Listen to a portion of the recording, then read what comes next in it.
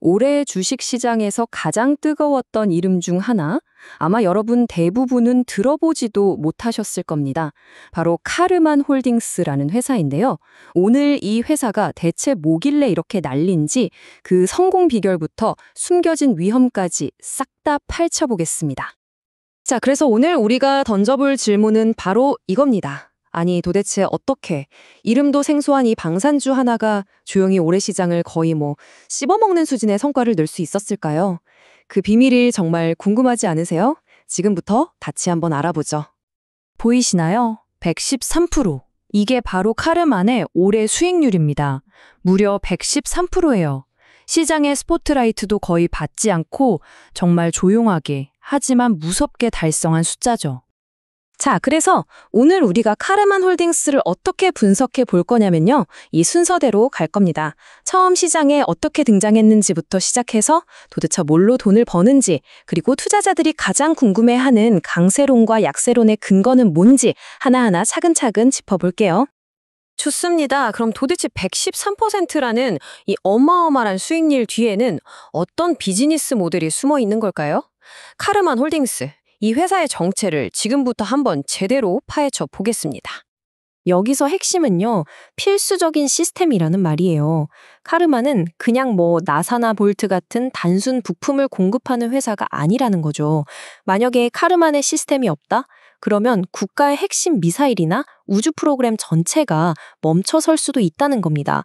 그야말로 대체 불가능한 그런 역할을 하고 있는 거죠. 카르만의 진짜 무서운 점은 바로 이겁니다.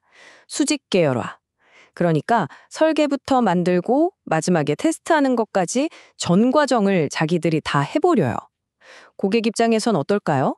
여기저기 다른 업체랑 일할 필요 없이 그냥 카르만 한 군데랑만 얘기하면 되니까 엄청 편하겠죠? 이게 바로 막강한 경쟁력이자 고객들이 믿고 맡길 수밖에 없는 이유가 되는 겁니다. 이 개념을 꼭 아셔야 하는데요. 단독 공급 계약. 이게 뭐냐면 특허나 기술력이 너무 독보적이라서 고객 입장에서는 다른 선택지가 아예 없는 거예요. 말 그대로 카르만이 아니면 안 돼. 이런 상황인 거죠.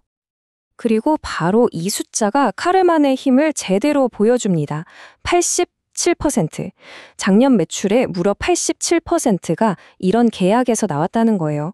법적으로 카르만만 공급할 수 있거나 아니면 현실적으로 다른 업체를 알아보는 게 거의 불가능한 그런 계약들이죠. 이건 사실상 시장을 독점하고 있다고 봐도 무방한 수준입니다. 자, 그럼 이제 투자자들이 왜 이 주식에 이렇게 열광하는지, 그러니까 강세론의 핵심 근거들을 하나씩 뜯어보겠습니다. 이 슬라이드가 오늘 이야기의 핵심이라고 할 수 있겠네요. 카르만이라는 동전의 양면을 보여주거든요. 한쪽에서는 이건 엄청난 성장주다 라고 외치고 다른 한쪽에서는 위험 신호가 너무 많다고 경고하고 있죠.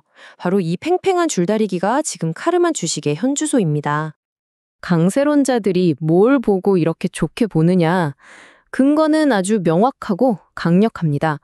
일단 재무적인 성장이 점점 더 빨라지고 있고요. 이미 받아놓은 수주잔고만 해도 연간 매출의 1.6배나 돼요. 그러니까 앞으로 먹고 살 걱정은 없다는 거죠. 게다가 마진율이 거의 41%에 달하고 전 세계적으로 국방비 지출이 늘어나는 추세니까 이건 순풍에 돛단 격이죠. 이 차트를 한번 보세요. 정말 재밌습니다. 매출 성장률이 그냥 높은 게 아니고요. 시간이 갈수록 그 속도가 거의 2배 가까이 빨라지고 있다는 걸 보여주죠. 24년 4분기에 18.5%였는데 25년 2분기에는 35.3%로 뛰잖아요. 이건 성장 엔진에 불이 제대로 붙었다는 명백한 증거라고 할 수 있겠습니다. 여기에 아주 권위 있는 투자은행이죠. 레이먼드 제임스에서 이런 평가를 내놨습니다. 카르만은 방위산업 생태계에서 가장 수익성이 높은 기업이다. 이 한마디가 강세론에 딱 쐐기를 박는 거죠. 다른 회사들이랑은 그냥 급이 다르다는 겁니다. 하지만 여러분, 좋은 이야기만 있을 순 없겠죠? 동전의 뒷면을 볼 시간입니다. 이제 이야기의 분위기를 확 바꿔서 이 화려한 성장 스토리 뒤에 도사리고 있는 상당한 위험, 그러니까 약세론자들이 지적하는 경고 신호들을 한번 짚어보겠습니다. 123배. 이게 바로 약세론자들이 가장 크게 문제 삼는 숫자입니다. 카르만의 선행 주가 수익 비율, 그러니까 PER이 123배라는 건데요. 쉽게 말해 지금 주가가 앞으로 벌어들일 예상 순이익의 123배 거래되고 있다는 뜻입니다. 와, 과연 이 가격 합리적이라고 할 수 있을까요? PER이 뭔지 간단하게만 짚고 넘어가면요. 이익 대비 주가가 얼마나 높은지를 보여주는 건데 이걸 투자 원금을 회수하는 데 걸리는 시간으로 보기도 해요. 그러니까 123배라는 건 지금 버는 속도가 그대로 유지된다면 원금 회수하는 데 123년이 걸린다는 얘기거든요.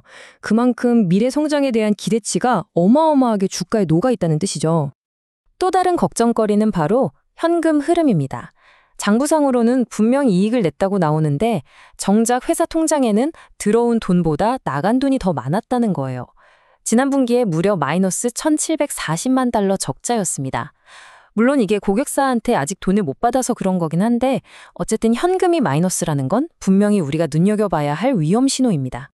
위험은 이게 다가 아닙니다. 몇몇 대형 고객사한테 매출이 너무 쏠려 있다는 점도 불안 요소고요.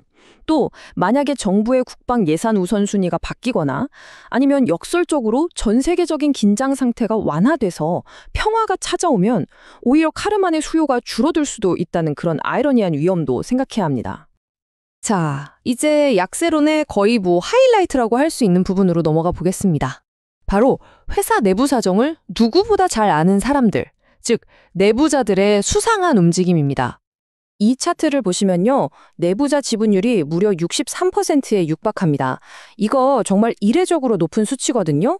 이게 뭘 의미하냐면 그만큼 최고 경영진이나 대주주들의 행동 하나하나가 주가에 미치는 영향력이 어마어마하다는 뜻입니다.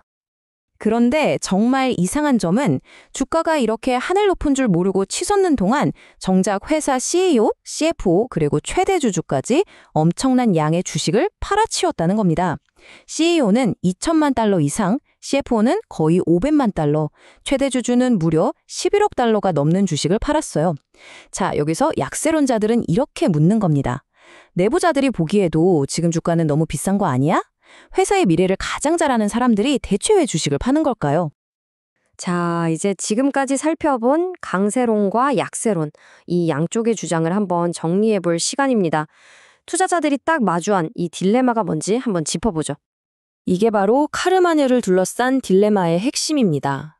한쪽에는요, 다른 회사는 절대 따라올 수 없는 막강한 사업 경쟁력, 그리고 이미 쌓여 있는 엄청난 수주 잔고가 있습니다. 한마디로 미래가 보장된 거죠. 하지만 다른 한편에는 그 미래 가치가 너무 과하게 반영된 것 같은 주가, 마이너스 현금 흐름, 그리고 무엇보다도 꺼림칙한 내부자들의 대규모 매도가 있습니다. 오늘 이야기를 마무리하면서 여러분께 이 질문을 한번 던져보고 싶습니다. 카르만처럼 거의 시장을 독점하고 있는 대체 불가능한 기업에게 과연 너무 비싼 가격이라는 게 존재할까요?